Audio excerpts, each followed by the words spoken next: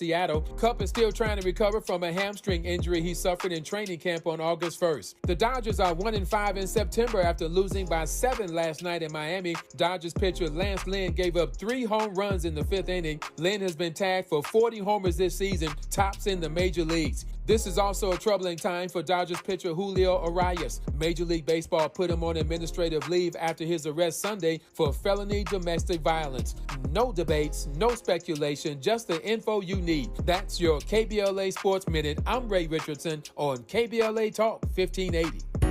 KBLA Talk 1580 is dedicated to empowering our communities by providing progressive talk radio for our audience. We strive to be an intersectional voice for the voiceless. As a Black-owned and operated station, we are committed to highlighting diverse perspectives and creating safe spaces for meaningful dialogue. We believe that everyone has something unique to bring to these political, economic, social, and cultural conversations, and we don't shy away from the hard conversations about current events. We endeavor to be a beacon of hope and understanding, while boldly challenging listeners to think more deeply about difficult topics that impact us all.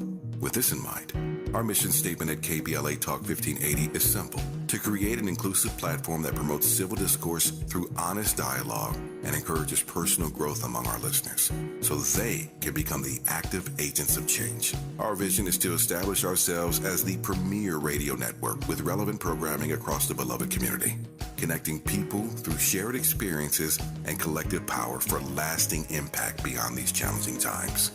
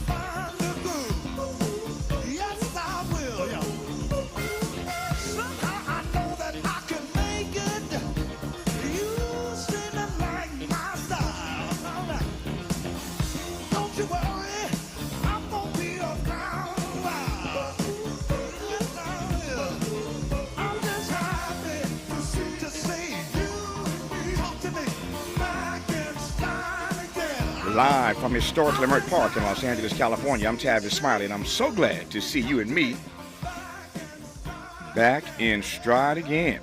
Before we get started with today's show, let me invite you to follow me on Facebook and Instagram at The Real Tavis Smiley and get updates on X, that's formerly Twitter, at Tavis Smiley. And by the way, should you miss any part of today's program or want to catch up on previous shows, you can always visit thetavisSmileyShow.com. That's thetavisSmileyShow.com or wherever you get your podcast, and listen to the Tavis Smiley podcast at your leisure. We got you covered either way, real time or at your leisure at TavisSmiley.com. A great show on tap for you today. In our second hour, Punished for Dreaming, how school reform harms black children and how we heal, a conversation I look forward to with Dr. Bettina L. Love. In our third hour, 2 conversations. Up first, a conversation with Dr. Roxy Manning about her new book, The Anti-Racist Heart, a self-compassion and activism handbook. On the B side of hour 3, the harrowing story of how New Orleans native Larry Irvin, after a life intertwined with drugs and guns, finally realized that his late mother had been right all along. Education was the life-changing answer that he'd been seeking all along. But we commenced today's show talking politics with the Democratic strategist Kurt Bardella. Kurt, good to have you on the program. How are you today, sir? Hey, thank you so much for having me on. It's a real honor. It's good to have you on. Thank you for the time. Let me just run through this list of things in this next hour that I want to take your temperature on. I think I want to start with this because it's made such big news, and I don't know that this is a Kamala Harris misstep or misspeak. I know it's just opened up a Pandora's box of conversation, as you well know. Kamala Harris told CBS News that she and President Biden will secure a second term in office, even amid Republican criticism among concerns that Democrats have even about the president's age. But she said that she is prepared to step into the role of president if necessary. I am prepared to step into the role of president if necessary. That's a phrase that perhaps should not have even come out of her mouth. Let's unpack it. Your thoughts just initially on her even saying that out loud. Well, I think, honestly, this is a question that every single person who has ever been asked to serve as a vice president of the United States has to be prepared to say the answer is yes. Of course, the number one criteria for the vice presidency is if you are prepared to assume the presidency if the circumstance requires you to do it. It's the same reason why there was so much skepticism when the then Republican nominee, Senator John McCain, picked Sarah Palin as his vice president. The question of, is this somebody who could honestly be ready to step in and assume the role of the presidency if for some reason that ever had to happen? So, I think that the environment that we are in right now, there's so much focus and conversation, obviously, about President Biden's age. And so this question is coming up more than it has in previous elections and certainly in most recent history. But the answer every time for anyone who's ever been the vice president, whether it's Dick Cheney, Mike Pence, Sarah Palin, Joe Biden, in this case, Senator or former Senator, current Vice President Kamala Harris, the answer is always yes to that question, no matter what. Mm-hmm. You're right. The answer must be yes. There's no reason to be on the ticket if you can't answer that question in the affirmative. I get that. But because this case is so uniquely different, given what you just said, that Joe Biden is advancing in age, and there are questions about his mental acuity and his physical abilities, and falling down and this, that, and the other, and misspeaking.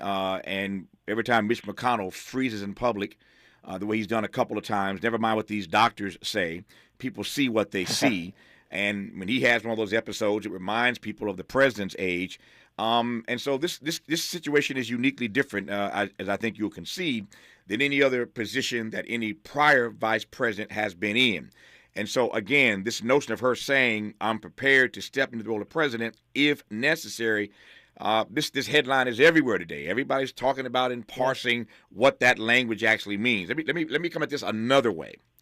Not only is the situation different because of the president's age, of course, but Kamala Harris has, let's just be honest, the Republicans have just, done a whack-a-mole job on her. They have ripped her to shreds. I mean, from day one, from the moment she got selected, frankly.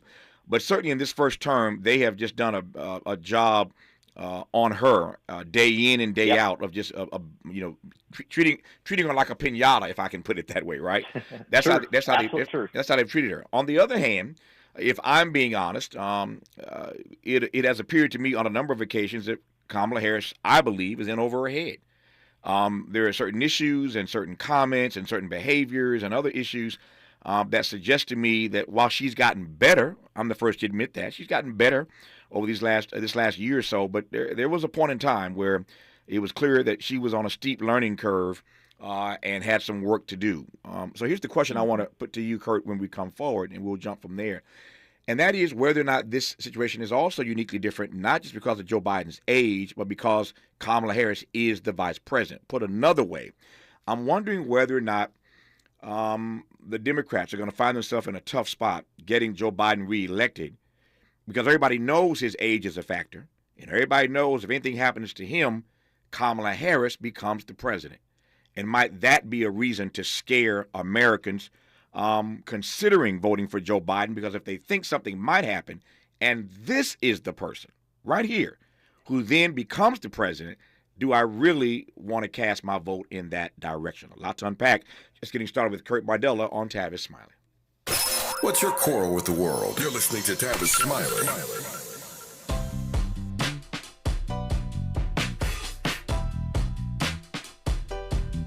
Escalade IQ. This the intro to the all-electric Cadillac, perfected like Zoom. And on a full charge, you get 450 miles without the stop. Haiku.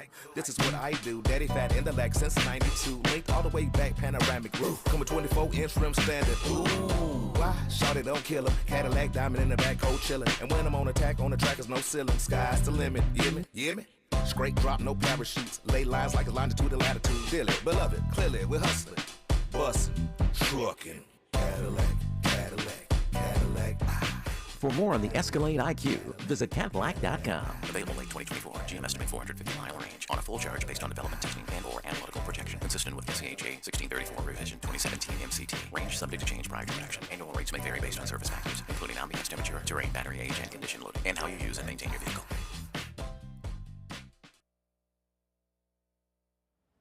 Now. We tend not to think about now. We dream about tomorrow, relive yesterday. But right now in front of us is victory over cancer. Right now, cancer research funded by the V Foundation is leading to better treatments and saving lives. Victory over cancer is there for the taking by you, because today's cancer research is tomorrow's victory. Learn more at v.org. Don't give up. Don't ever give up. Joey from Vermont, a farmer trying to get through the winter. Adriana from South Carolina, a single mother living paycheck to paycheck. Liam from Ohio, an injured father struggling to provide for his family. Hi, I'm Shanola Hampton, and I support the Feeding America network of food banks because they help provide over 6 billion meals to people in need each year. Learn more at feedingamerica.org. The California Crusader newspaper would like to thank all of our subscribers for their support throughout the years, proudly serving the South Los Angeles and South Bay areas for more than 40 years. The California Crusader is a multicultural, black-owned, adjudicated newspaper that focuses on providing newsworthy information to the people in our community. We're constantly looking for ways to assist businesses in our community to connect with our subscribers. We provide low-cost, effective ways to promote your business with our reasonable and affordable advertising rates. You can participate by suggesting, sharing, and submitting your stories on the California Crusader newspaper Community Share Facebook group page, or visit our website at cal-cruise-news.com. That's calcruisenews.com. Then click on the Submit Now button located on the top right corner of the homepage, or text CCN to 42828. Again, text CCN to 42828. The California Crusader newspaper, working together to build a better community for our future. Subscribe today. Who do you trust to get at the truth? Tavis Smiley. That's who. The conversation continues right now. He does indeed. Just getting started in this first hour today, talking politics, as we tend to do in the first hour. Not always, but certainly for the next year. There's going to be a lot of politics to talk about, a lot of politics to unpack. And so you can expect to, in one of these hours every day, for us to be wrestling with some of these political headlines. And one of the headlines today that everybody's talking about is Kamala Harris's comment to CBS that she is prepared to step into the role of president if necessary. And just that phrase has focused everybody's attention like a laser once again on the president's age and what might happen in a second term if the president ends up having some Mitch McConnell moments where he just freezes. That would scare people to death, I think, Kurt, if the president did that a couple of times. And God forbid if something worse happens, we are going to be in a situation where Kamala Harris becomes the first woman, and certainly the first African-American woman, to be president of these United States. And given the way we have seen the Republican Party tear into her over these first 4 years, and given that there are concerns about her stewardship of a number of political issues as vice president, there are concerns about Kamala Harris, and I'm wondering whether or not you think that her being one heartbeat away from the presidency will in any way impact the excitement, the enthusiasm, the turnout for the Biden-Harris campaign in the next 12 months here?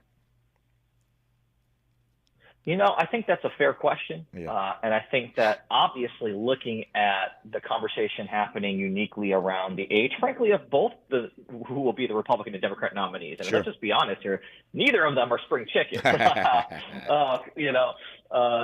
I think that this is going to be a very unique topic that we hear a lot about, that every single public statement, every single speech, every single appearance will be hyper scrutinized from here until the end of the campaign. But I think ultimately what really matters is when it comes to voters, when it comes to turnout, when it comes to getting your side out, mobilized and excited, what we have seen now for a long time is that no one has a more motivating impact on getting Democrats to turn out to vote than Donald Trump. Mm-hmm. And as long as Donald Trump is the man that's on the ticket, the opposition and adversary going against Joe Biden.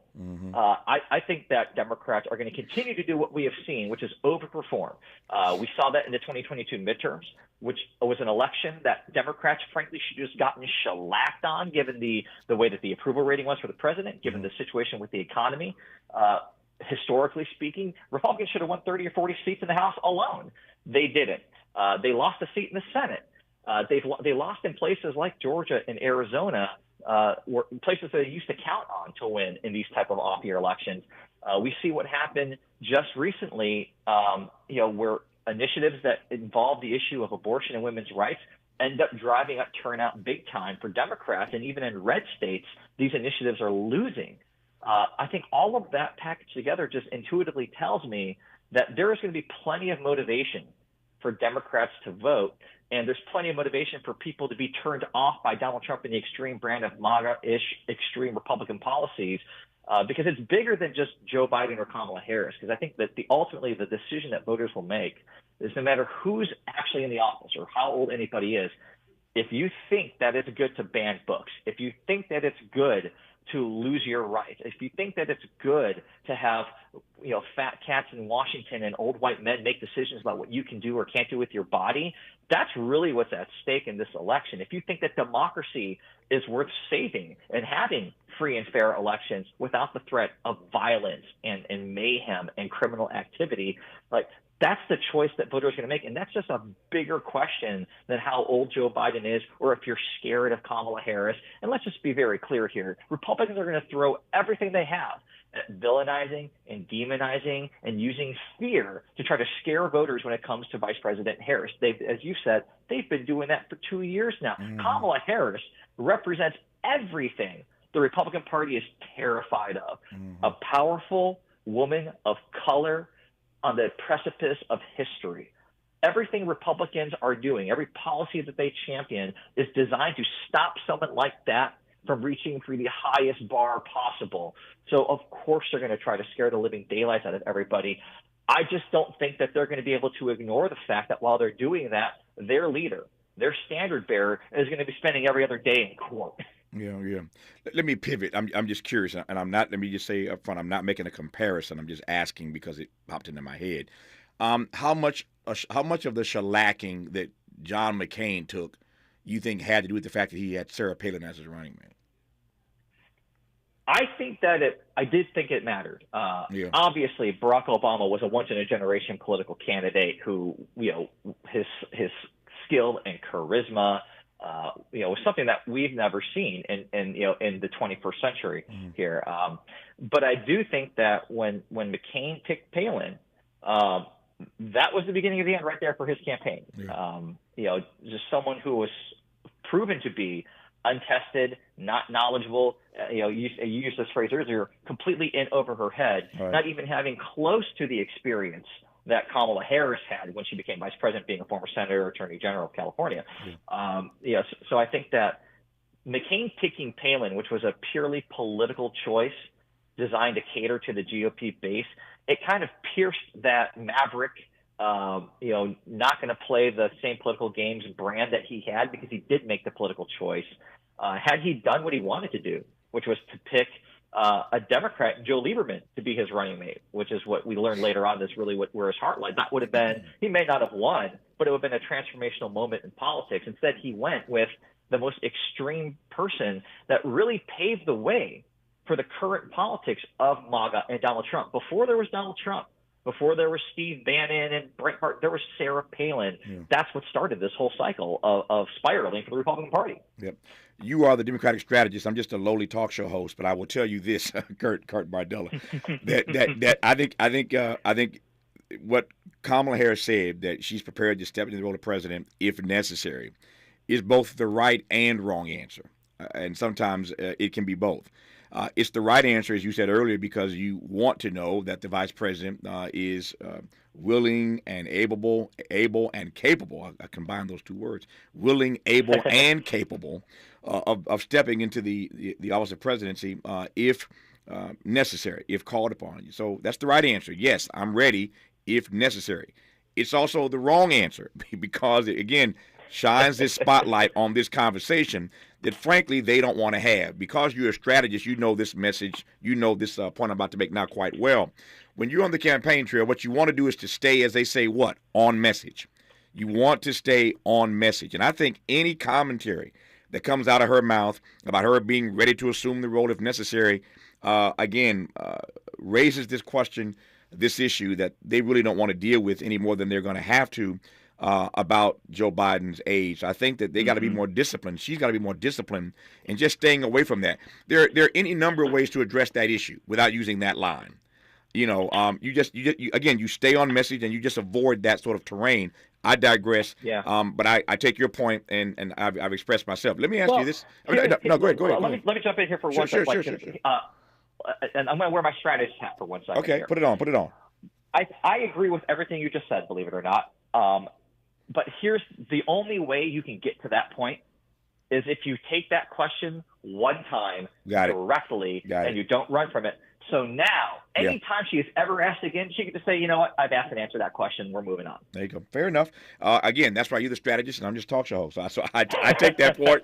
And frankly, I've used that strategy any number of times in my career. I said, I've answered that question one time. I'm not answering it again. So I take your point. Let me ask you this, though, just to complicate matters. So we all assume, even today, 4 indictments in and counting, the assumption is still that Donald Trump is the presumptive Republican nominee. Given that Kamala Harris was a U.S. Senator and obviously an African American, and given that Tim Scott is a current U.S. Senator and an African American, if Donald Trump were to pick Tim Scott, what does that do? I don't think it actually helps them at all, because I think right now the one issue that is destroying the Republican Party, electorally speaking, is abortion. Mm-hmm. I believe strategically they have to put a woman on the ticket in some way, shape, or form. Mm-hmm. I think that it would be an interesting move to put Senator Scott on the ticket, and I think that could be a very interesting dynamic. Mm-hmm. But I also don't think that Scott's the right guy for Donald Trump, because Scott's brand is this nice guy, positivity, a different type of politics. And that's like the exact opposite of Donald Trump. Like, Tim Scott would spend the entire campaign answering questions like, Senator, do you agree that Donald Trump said that this person is terrible? Do you believe that it's a good idea to make fun of handicapped journalists? Do you think it's the right thing to do to grab them by the you-know-what? Like, Trump's going to say all kinds of crazy stuff, especially as he's dealing with his legal issues. And Tim Scott's going to have to answer the question, do you agree with Donald Trump that the last election was stolen, that January 6 people should be pardoned? It's just going to be a laundry list of things that are the complete opposite brand of Senator Scott. And so I just don't think that would ever really work for either of the candidates, for either Trump or Tim Scott.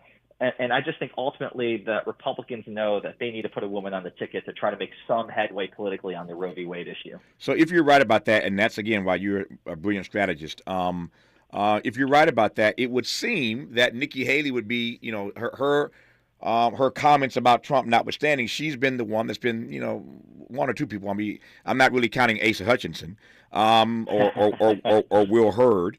But she's the one. She's the one of those top tier, and I say top tier. I put that in air quotes because none of them are polling with none of them are polling well, as you know. But of those well-known top tier candidates, aside from Chris Christie, she's the one who's been, I think the most forthright. And I'm putting that in air quotes as well because I don't know how forthright these people have been at all. But she has certainly held him to task, saying that she doesn't think the country is going to elect anybody who's been indicted as many times as Donald Trump has.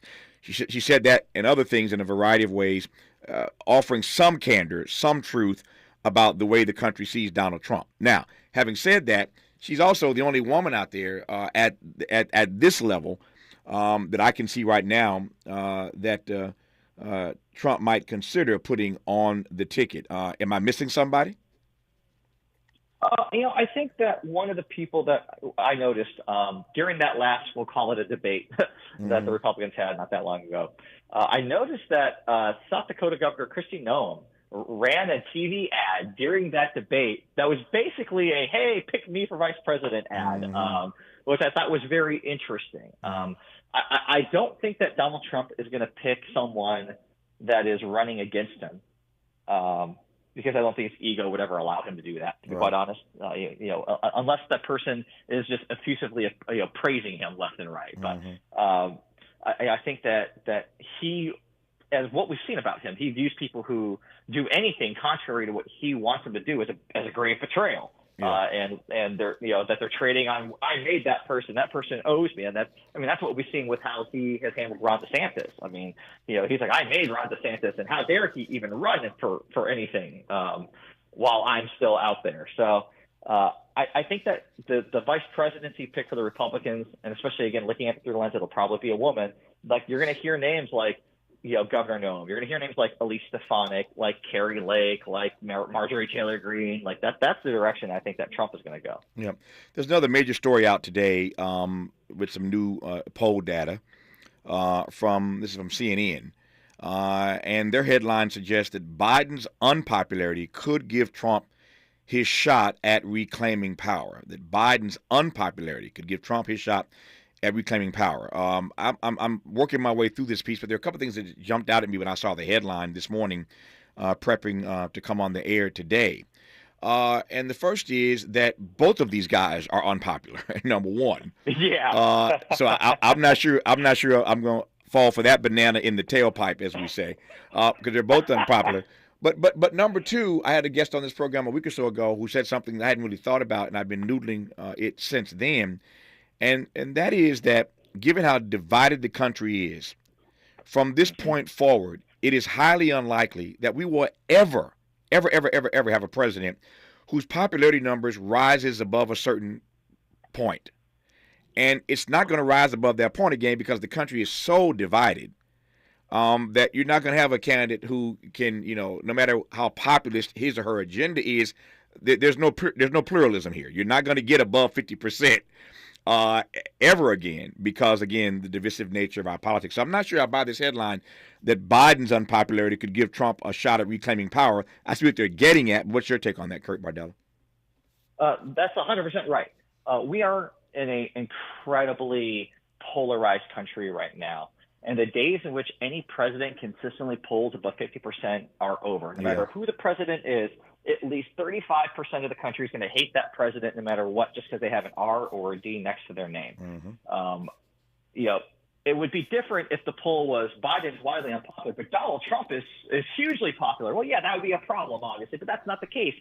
Trump is wildly unpopular too. Everyone is wildly unpopular. Like, nobody loves anybody right now. Like, there's nobody that anyone in this country, that 60% of this country is going to say that would be an amazing president. We just aren't there right now. We're too divided. And again, these polls are meaningless. They are not indicative of voter behavior at all. If they were, Biden's underwater approval rating would have resulted in a GOP red wave during the midterm elections, and that did not happen. It wasn't even a wave. It was a ripple. And so, like, barring a catastrophic event that unites the country temporarily, perhaps, outside of those type of one-off situations, no president is going to be getting above 50% for a long period of time ever again. I'm glad you made that last point, because nobody seems to remember that. They thought that Biden was going to take a shellacking in the midterms. He did not. There was not this big red wave that people predicted. Of course, there wasn't a president on the ballot either. That's the other side of the argument. But it didn't happen as they predicted. So, again, take these polls for what they're worth. More with Kurt Bardella talking politics on Tavis Smiley when we come forward. Interrogating and unpacking. That's what we do around here. You're listening to Tavis Smiley.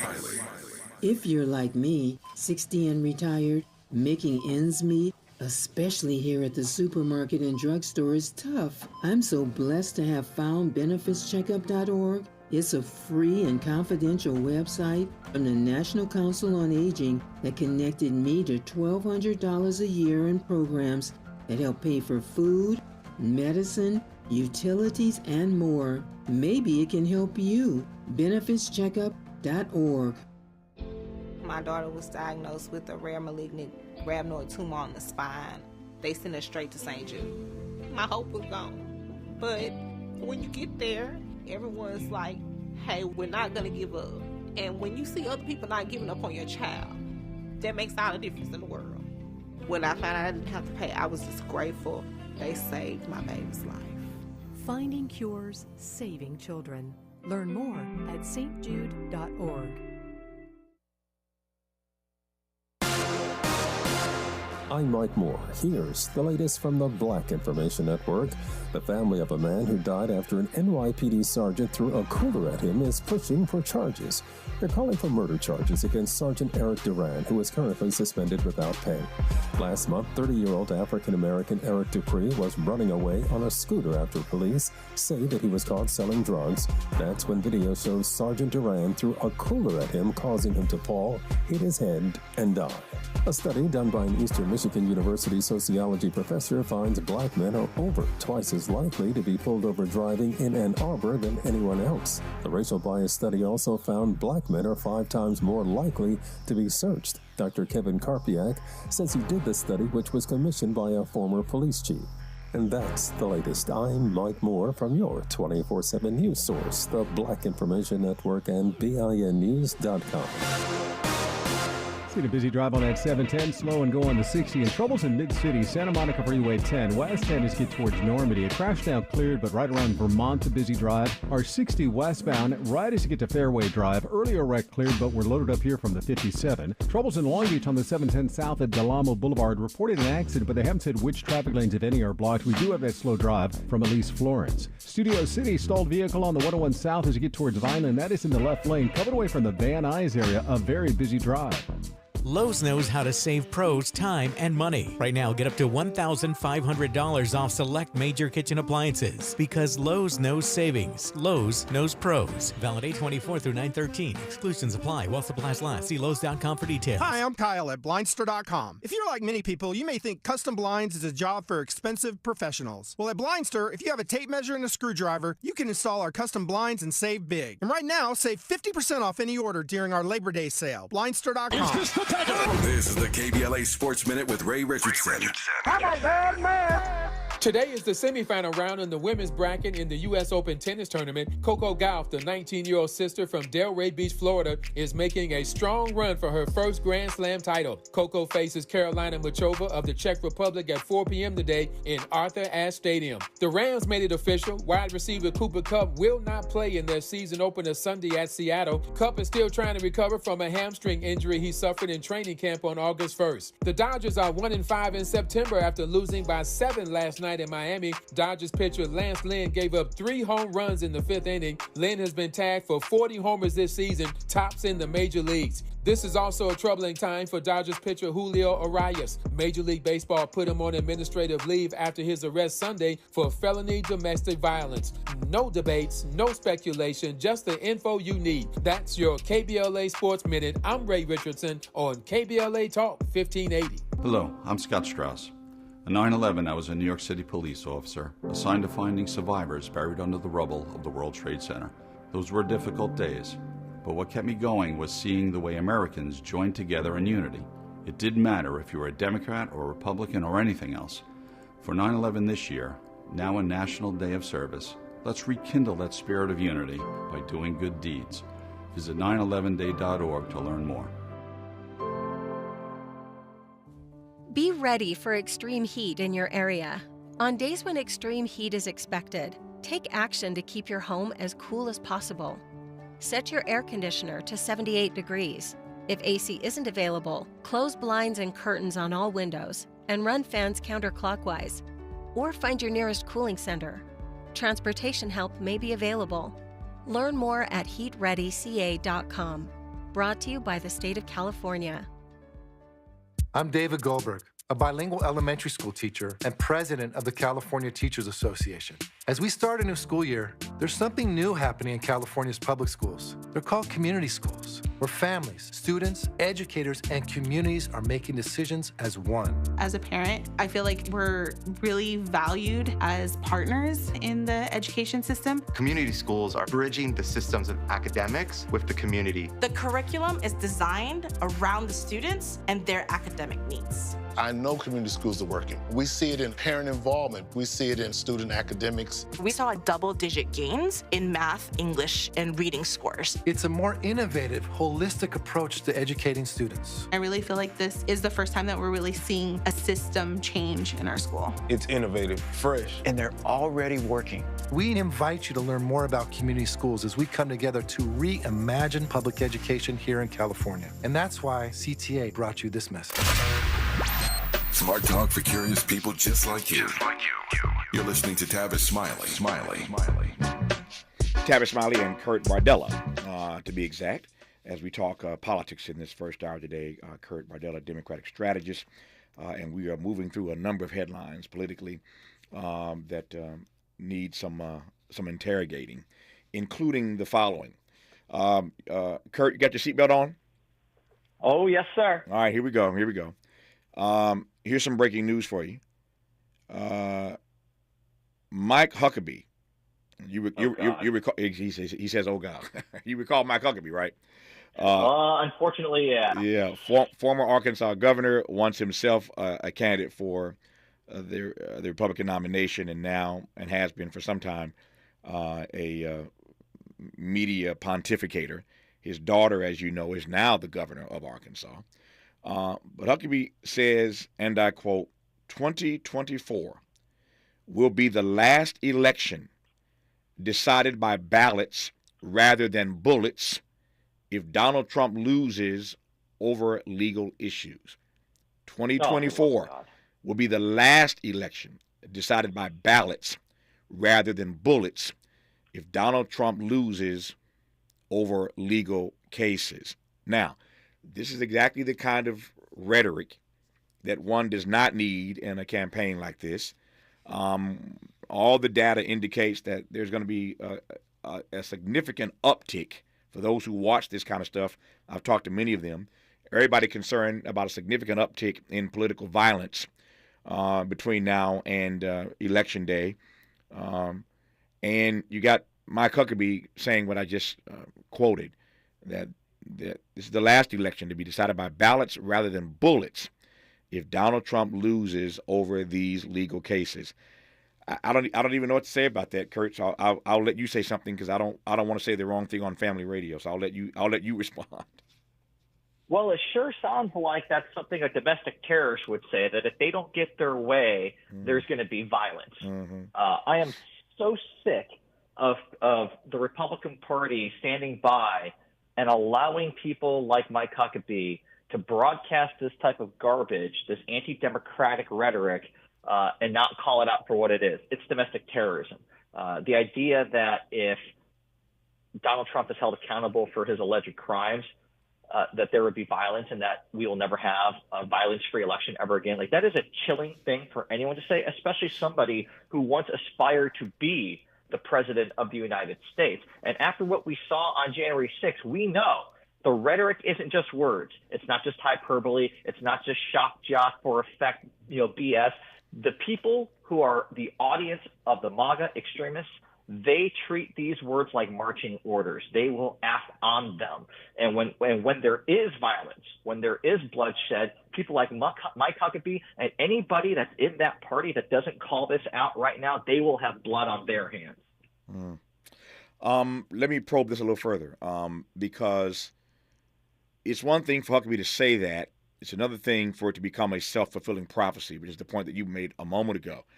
And I think we can't ignore this kind of rhetoric. We can't ignore this kind of language, this verbose kind of language coming out of Mike Huckabee's mouth, that this is the last election to be decided by ballots rather than bullets if Trump loses. It's nonsense, and you're right. It's provocative, and it's the kind of stuff that amps up these crazies on the right. That said, we just saw the news earlier this week that the former head of the Proud Boys got 22 years. Mm-hmm. That's a pretty serious sentence, pretty stiff sentence. And there are others who didn't quite get 22 years, but there were others in this Proud Boy in these cases, the Proud Boys in these cases, I should say, who had significant time thrown at them in their cases. I raise that only because it's one thing, again, for Mike Huckabee to say it. It's another thing for it to actually come into reality. And I'm wondering whether or not those who would be animated by comments like the ones that Mike Huckabee has made will think twice when they reconsider the prison terms that these persons engaged in January 6th are being given. Here again, earlier this week, the former head of the Proud Boys, 22 years for his role in the January 6th insurrection. So I'm wondering if it's just rhetoric. And again, I don't think we should ever ignore the rhetoric. Is it just rhetoric, or is there any realism here? And is that realism tempered by the fact that you could get a lot of time in prison if you get out there and act a fool in this way? You know, the way that these people operate, it's no different than how terrorist cells like Al-Qaeda operate. They make their followers believe that there is something noble in fighting this fight. They make them believe, and they espouse this all the time, the system is rigged against you, the deep state's coming after you, the Democrats are going to lock you up, so we have to fight back now, because if it happens to you, it can happen to all of us. And then when these people go down and are held accountable for their crimes, they turn them into martyrs. So like, look, this happened to Enrique Torrio. Like this, they're coming for us. They turn it into a rallying cry, and all of their followers, they're extremists. They're part of this cult. They have been radicalized by the MAGA terrorist cell, and they will continue to escalate this until there's political leadership within their own party that tells them to knock it off. But there isn't. They're all cowards. The leaders like Kevin McCarthy, like Mitch McConnell, the so-called establishment of the party that's been completely overrun and hijacked and contaminated by the MAGA extremists, they just sit idly by while this stuff happens. And the result is going to unfortunately be mayhem, violence, chaos, and bloodshed. They're calling their shot. Mike Huckabee, who is a white nationalist at this point, for crying out loud, is calling his shot. And no one should be surprised at all when some of these people take matters into their own hands and go to a polling booth in a predominantly black community with their legally purchased NRA-inspired AR-15s on Election Day. Because that's the play that we're headed towards with rhetoric like that being so openly broadcasted. So the argument that Mike Huckabee is advancing, as you well know, is that Trump's legal woes are really part of a politically motivated scheme from the Biden administration. That's the argument, and that argument is taking hold, it appears, quite nicely, certainly with Trump's base and with Republicans more broadly.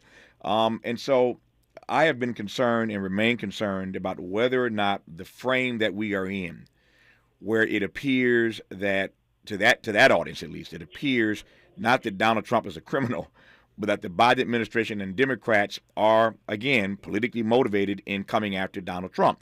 One of the things that adds to that, there's a long list of issues I could point to that makes them feel that way. But to add to that list, we discussed this a bit yesterday. I want to get your take on it as a Democratic strategist.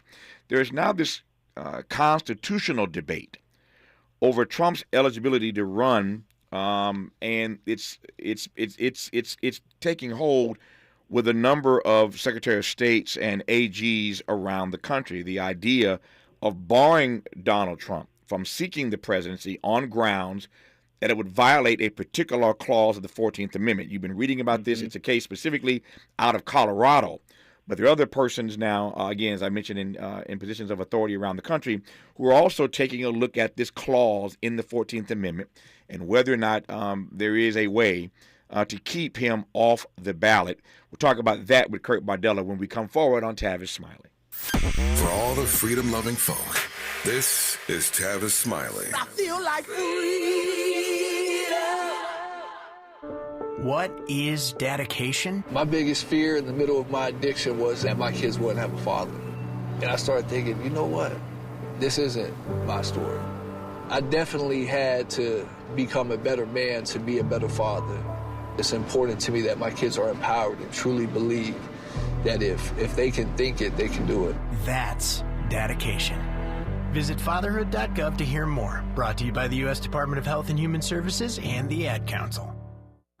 Joey from Vermont, a farmer trying to get through the winter. Adriana from South Carolina, a single mother living paycheck to paycheck. Liam from Ohio, an injured father struggling to provide for his family. Hi, I'm Shanola Hampton, and I support the Feeding America network of food banks because they help provide over 6 billion meals to people in need each year. Learn more at feedingamerica.org. I'm David Goldberg, a bilingual elementary school teacher and president of the California Teachers Association.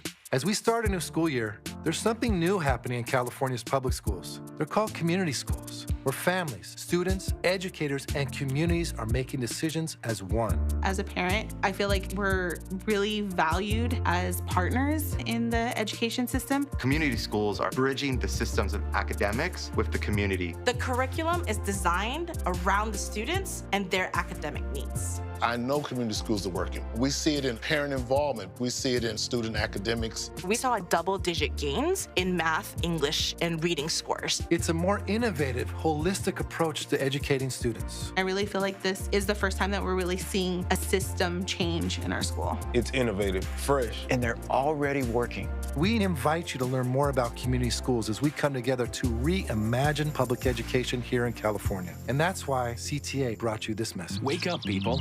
You're optimizing every waking hour of your life. From carpooling kids, to work, to friends, and everything in between. You have to get sleep, and a bed that can perform as well as you do. Meet the next generation Sleep Number Smart Bed. It effortlessly adjusts to your shape, position, and movements, learning how you sleep, so you learn to sleep better, night after night. Sleep next level, only from Sleep Number. It's the biggest sale of the year. Save 50% on the Sleep Number limited edition Smart Bed, plus free home delivery when you add an adjustable base. Ends Monday. Happy 62nd birthday, Granddad. Thanks, sweetheart. I got you this. A mug. Oh, thank you. What does it say? Beware. If you are 60 or older, you may be at increased risk of hospitalization from RSV, respiratory syncytial virus, compared to adults younger than 60. Not all dangers come with warning labels. Talk to your pharmacist or doctor about getting vaccinated against RSV today. Learn more at bewareofrsv.com. Brought to you by Pfizer. Let's get back to more of Tavis Smiley right now. Indeed, Kurt Bardella, this is the conversation rather that we are told that's been happening for a while now. It's just now starting to make national news. But the backstory on this is that there are a number of secretaries of state around the country who apparently have been having these conversations amongst themselves. Here's the theory. If you've not heard this, here's the theory relative to the 14th Amendment. Let me just break it down for you right quick. So the legal theory argues that Trump is constitutionally disqualified from running for president under the 14th Amendment's insurrection clause, which states that anyone who engaged in insurrection or rebellion after taking an oath of office to defend the Constitution is forbidden from holding public office. The theory, of course, has rarely been tested, certainly here in modern times, creating a significant degree of uncertainty about who even has the ability, Kurt, to make the determination of whether Trump should be kept off the ballot, let alone what is legally considered an insurrection or rebellion.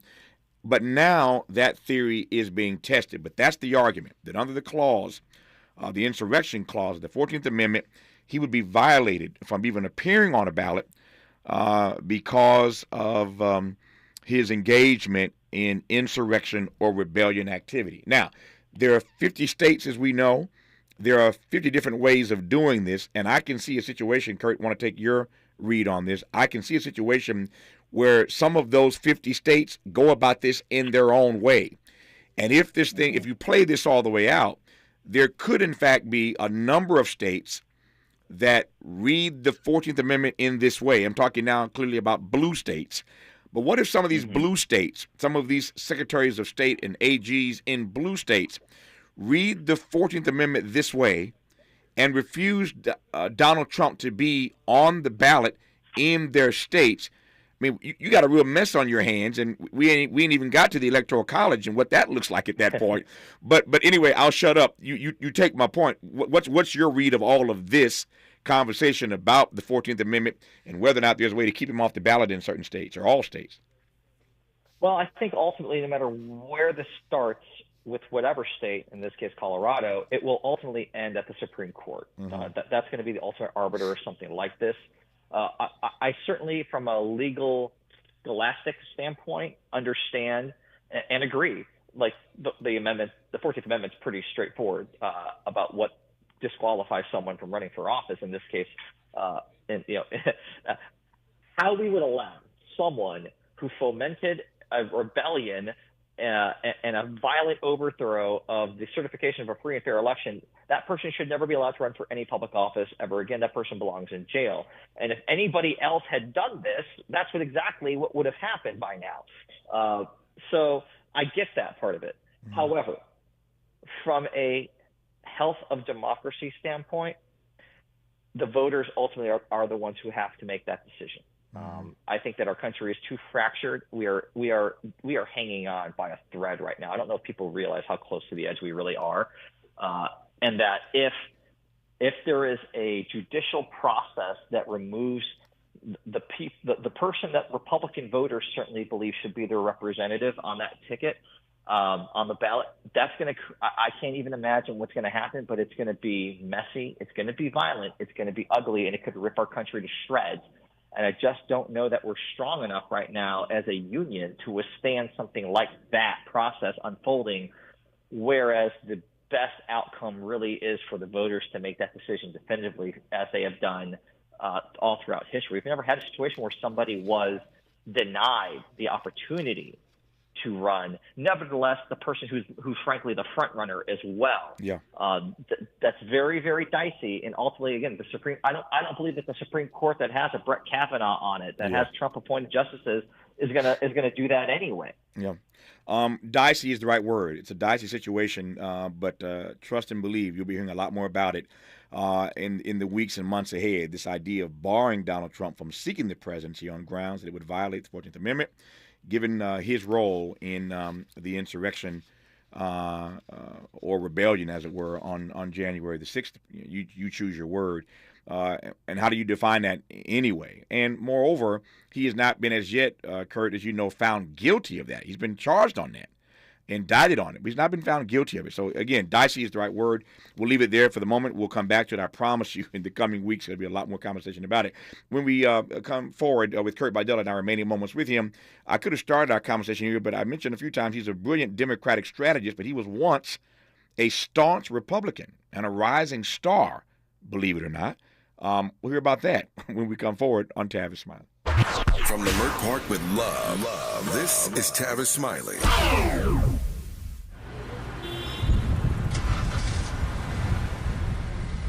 What's up, party people? It's your favorite MC's favorite rapper, MC Light here. And we're celebrating 50 years of hip-hop, authentically powered by Cadillac. And we're going to take it way back to where it started. It was only fitting that hip-hop began with teenagers at a back-to-school jam in the rec room of a South Bronx apartment complex by an 18-year-old brother. By the way, I'm also sure he had a Cadillac parked outside. He noticed the energy on the dance floor when he switched between two turntables, extending the beats, repeating the breaks, and never losing the rhythms. And that was the birth of hip-hop. And from that moment, it took off. For more on how Cadillac is celebrating hip-hop's 50th, visit Cadillac.com/audacity. Gotta stay fresh, ma. House shot with a rest bar. Have you visited us online for the grand opening of KBLA.store? For the best in new merch, gift ideas, books, media, and more, log on to KBLA.store. Be sure to check out our KBLA team favorites at KBLA.store today. That's KBLA.store for all the official merch on your favorite talk radio station, KBLA Talk 1580. Hello, I'm Will Jimeno. I'm a retired Port Authority police detective and a 9/11 survivor. For 13 hours, I was buried under the rubble of the World Trade Center. I was rescued thanks to brave people who were willing to put their own lives on the line to save mine. For 9/11 this year, a National Day of Service, I'll be paying it forward by taking time to help others. Please join me by doing your own good deed that day. Visit 911day.org to learn more. Hey there, Los Angeles. This is James Lucky Jr., publisher and editor of Los Angeles News Observer. Are you hungry for news that matters to you in the African American communities of Los Angeles? Well, buckle up, because we got the scoop you've been craving. Stay in the know and never miss a beat with our free weekly publications conveniently available near you. Or hop on the digital wave and become an exclusive subscriber at OGNSC.com. Don't forget to join the party on Instagram and Twitter at OGNSCINC for behind-the-scenes access and sizzling updates. No more FOMO. Let's stay informed, connected, and empowered together. He's rooting for everybody black. Everybody black. More of Tavis Smiley coming your way right now. Got about 3.5 quick minutes here, Kurt Bidell. I want to hear just a quick word on your personal transformation. But before I do that, some more news just coming out now. 13 presidential libraries have just released a statement from Hoover, literally to Obama. 13 different presidential libraries have released a statement calling for the uniting of American fellow citizens in light of the fragile state of U.S. democracy. Those are their words. The fragile state of U.S. democracy means that it is time for Americans to unite to save this democracy. 13 presidential libraries have come out and released a statement that has a great deal more in it. I don't have time to delve into it, but what do you make of that at a moment like this, that 13 presidential libraries, Republicans and Democrats, have put out a joint statement, Kurt, saying that it's now time to save this democracy? I think that the alarm bells are sounding, that there is a widespread recognition that democracy itself is in peril. And that when you have comments like we talked about earlier by people like Mike Huckabee, that bloodshed and bullets are coming for us if Republicans don't get to hang on to the reins of power, that just solidifies why it's so important that protecting the health of our democracy remains a top priority focus of all of us. Yeah. Because we see all around the world, all throughout history, democracies fall. That can happen. Yeah. If you are complacent, if you take it for granted, if you are careless with it, it will go away. And this unification that spans multiple Democrat, Republican, presidents and their institutions, they're sounding the alarm at the highest level. Yeah. We need to pay attention to it. This release emphasizes the need for compassion, tolerance, and pluralism, while urging Americans to respect democratic institutions and uphold secure and accessible elections. Again, a statement out now. You can find it online from 13 presidential libraries warning of the fragile state of our democracy. In the 90 seconds I have left, Kurt, you've written about this extensively, but give me the 90-second version of how you went from being a staunch Republican and a rising star in that party to being a Democratic strategist. I came up in politics, right out of high school in Southern California in San Diego, right after 9/11. And at the time, I kind of associated being a Republican with patriotism because of what happened after 9/11. And at that time, my area, my community was a predominantly Republican one. It's now today the complete opposite, but that's really what was only around me was Republicans. And so that's kind of how I got my start in politics and working through and working up in the Republican Party ranks and getting to Washington into Congress. But in 2016, as I started seeing the transformation happen before my very eyes, I knew that was not something I wanted to be a part of, that I couldn't look myself in the mirror and feel good about helping and elevating this party where it was going. And so I made the decision in early 2016, well before Trump was ever the Republican nominee, and I just saw where it was going and I left. I said, I'm out. I don't want to be a part of this. And in fact, I'm not just leaving. I'm going to try to help and do everything I can to advocate for Hillary Clinton. Because that's how important this election and this inflection point in history is. And I wanted to be on the right side of that history. And ever since then, I've been working every day to try to help as many Democrat causes as I can, because I believe in the issues. I believe we need gun reform. I believe climate change is the greatest existential threat to our not just our country, but to our planet. Yeah. I believe in women's rights. I believe in choice. I believe in diversity. I believe in equality. I believe in rooting out social injustice. There's no place for someone who believes in those things in the Republican Party, and so I'm very proud to be a member of the Democratic Party. I am always excited by and curious about people's stories of personal transformation, and I'm glad we had at least a minute or two there for you to share a bit of that. His name is Kurt Bardella, Democratic strategist. Kurt, good to have you on. We'll do it again down the road. I appreciate your time, friend. All the best to you. I look forward to it. Thank you, sir. Thank you, sir. More of Tavis Smiley when we come forward. KBLA 1580 Santa Monica. I'm Mike Moore. Here's the latest from the Black Information Network. The family of a man who died after an NYPD sergeant threw a cooler at him is pushing for charges.